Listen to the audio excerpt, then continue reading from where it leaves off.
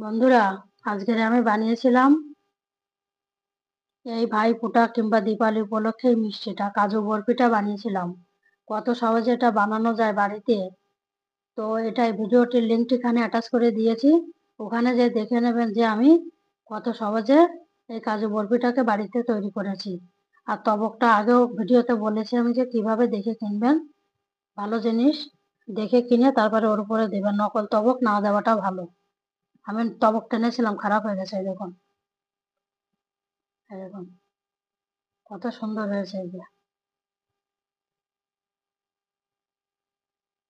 এত ভালো হয়েছে না? এই যে,